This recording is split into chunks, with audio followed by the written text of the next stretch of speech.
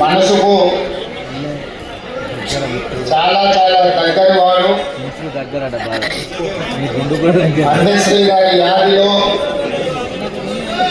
ఈ సంస్మరణ సభ ఏర్పాటు చేసి నాతో పాటు కాంగ్రెస్ పార్టీ అధ్యక్షుల్ని, సహచర మంత్రివర్గ సభ్యుల్ని, తెలంగాణ సమాజంలో ప్రముఖులను అందరినీ పిలిచి కవులను, గాయకులను, ఉద్యమకారులను, మా దళిత సోదరులందరినీ కూడా ఈ కార్యక్రమంలో పాల్గొనే విధంగా ఏర్పాటు చేసిన పెద్దలందరికీ మనస్ఫూర్తిగా అభినందనలు తెలియజేస్తున్నాం. మిత్రులారా, తెలంగాణ సమాజం చైతన్యవంతమైన సమాజం. ఎంత అమాయకంగా కనిపిస్తుందో అవసరమైనప్పుడు అంతే పోరాట పటిమను ప్రదర్శిస్తుంది. రాచరికం కానీ, ఆధిపత్యం కానీ హద్దు దాటినప్పుడు ఈ తెలంగాణ నేలను చెరబట్టాలని, ఈ తెలంగాణ ప్రజల మీద ఆధిపత్యాన్ని చెలాయించాలనుకున్నప్పుడల్లా ఈ గడ్డ మీద పుట్టిన బిడ్డలైన కవులు, కళాకారులు తమ కళాన్ని, తమ గజను, తమ దుప్పటికి దుమ్ము దులిపి దిగాంతాలకు తరిగిన చరిత్ర ఈ తెలంగాణ నేలకి. ఆనాడు నిజాం ప్రభువులు ప్రపంచంలోనే ఆగర్భ శ్రీమంతులుగా ఈ గడ్డ మీద ఆధిపత్యాన్ని శాశ్వతం చేసుకోవడానికి ఈ భూమిని చెరబట్టడమే కాకుండా దళితులను, గిరిజనులను, బలహీన వర్గాల మీద తన ఆధిపత్యం చెలాయించాలనుకున్నప్పుడు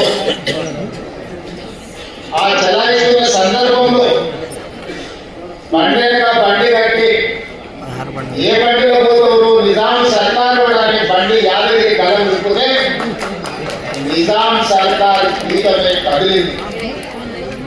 అదేవిధంగా ఉమ్మడి రాష్ట్రంలో సీమాంధ్రకు సంబంధించిన సమైక్యవాదులు ఈ తెలంగాణ మీద ఆధిపత్యం చెలాయిస్తున్నప్పుడు ఓ గద్దరనా, ఓ గూడ అంజనా,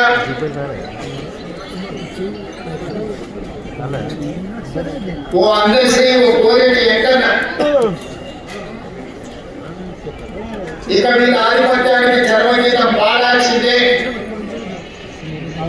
ఈ తెలంగాణ భూమికి విముక్తి కలిగించాల్సిందే అని చెప్పి మరీ దశ తెలంగాణ ఉద్యమానికి పునాదులు వేసింది.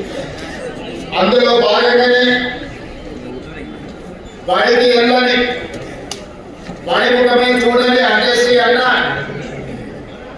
జయ జయ హే తెలంగాణ ముక్కోటి గొంతుకలను ఏకం చేసి ఈ తెలంగాణ ఉద్యమాన్ని ఉవ్వెత్తున నడిపితే ఈ తెలంగాణ రాష్ట్ర కళ నిజమైంది. ఉస్మానియా, కాకతీయ యూనివర్సిటీలనే కాదు, ప్రపంచంలో ఏ మూలన ఉన్నా తెలంగాణ గుండెకు జయ జయ హే తెలంగాణ గీతాన్ని చేర్చి ఒక ఉద్యమ స్ఫూర్తిని రగల్చిన గొప్ప తెలంగాణ బిడ్డ అందశ్రీ. వారి ముఖమే చూడని సహజ కవి అందశ్రీ ప్రతి బడిలో ఈనాడు జయ జయ హే తెలంగాణ పాడుకున్నంత గొప్ప ప్రభావాన్ని ఈ తెలంగాణ సమాజానికి అందించింది. బాధతో, ఉద్వేగంతో నేను మాట చెప్తున్నా. వచ్చిన తెలంగాణ రాష్ట్రంలో స్ఫూర్తిని నింపి తెలంగాణ రాష్ట్రాన్ని సాధించిన జయ జయ తెలంగాణకు అధికారిక హోదా లభిస్తుంది అని ఈ వేదిక మీద ఉన్నోలే కాదు 4 కోట్ల తెలంగాణ ప్రజలు ఆకాంక్షించారు. జరిగిన ఉద్యమంలో అత్యంత కీలక పాత్ర ఏ వేదిక కట్టినా, ఏ ధూమ్ధాము అంత్యశ్రీ పాట లేకుండా అంత్యశ్రీ లేకుండా తెలంగాణ ఉద్యమం జరగలేదు. ఏ వేదిక మీదైనా ఏ పెదాల మీదైనా జయ జయ తెలంగాణ నానుకుంటా తెలంగాణ ఉద్యమం తెలంగాణ రాష్ట్ర సాధన సాకారం కాలేదు.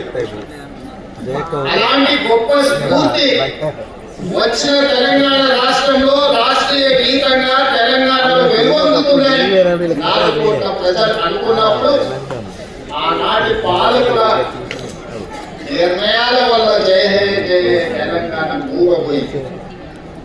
అది శాశ్వతమని వాళ్ళు భ్రమపడ్డారు. ఎందుకంటే ఈ గీతం తెలంగాణ గుండెల్లో ప్రతిఫలించినంత కాలం తెలంగాణ ఉద్యమం ఎవరు చేసిండు అంటే ఓ దత్తరణ చేసిండు, ఓ అంత్యశ్రీ చేసిండు, గోరెట్ ఎక్కడన చేసిండని, ఓ జయరాజ్ చేసిండని చర్చ వస్తారు. కాబట్టి ఈ స్ఫూర్తి నింపిన కవుల యొక్క కవిత గానాలను ఈ తెలంగాణలో చెయ్యాలని ఆనాటి పాలకులు కుట్ర చేసింది. నేను ఎక్కడో చదివిన పెన్నే గడాన్ని మన్ను కప్పితే గన్నులై మొలకెత్తుతాయి.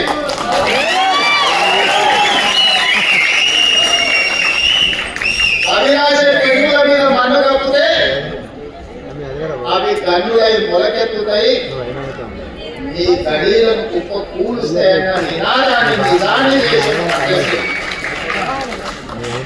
10 సంవత్సరాలు మూగపోయిందొచ్చు మీ ఉద్దేశంలో.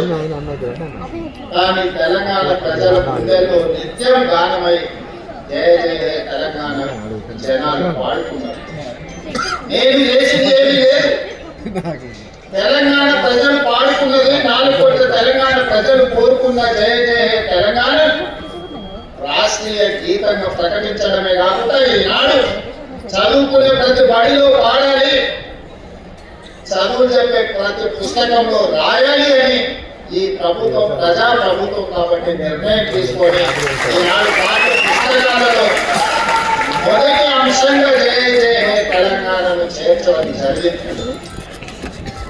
అదేవిధంగా సర్వం కొట్టి సర్వం త్యాగం చేసి ఏమి ఆశించకుండా ఆలోచించకుండా 5 దశాబ్దాలు ఈ ప్రజల కోసం పనిచేసిన కుటుంబాన్ని ఆదుకోవడం ఆ కుటుంబ సభ్యుడిగా నా బాధ్యత. అందుకే ఎన్నికల కంటే ముందు ఓ గద్దరన్న ఒక అంత్యశ్రీ ఈ ప్రజా పాలన అధికారంలోకి రావడానికి శాయశక్తుల కృషి చేసేందుకు కలగన్నరు రావాలని పోరాటం చేసింది. తెలంగాణ ఉద్యమం తెలంగాణ రాష్ట్ర సాధనే కాదు. ఈనాడు నేను మా మిత్రులు పెద్దలు దామోదర రాజనరసింహ గారు, అడ్డూరి లక్ష్మణ్ గారు లేదా ఉత్తమ్ కుమార్ రెడ్డి గారు ఎవరైనా మంత్రులు ముఖ్యమంత్రులు అయినము అని అంటే వాళ్ళు ఇచ్చిన స్ఫూర్తి, వాళ్ళు చేసిన పోరాటం ఎవరు కూడా మర్చిపోలేదు.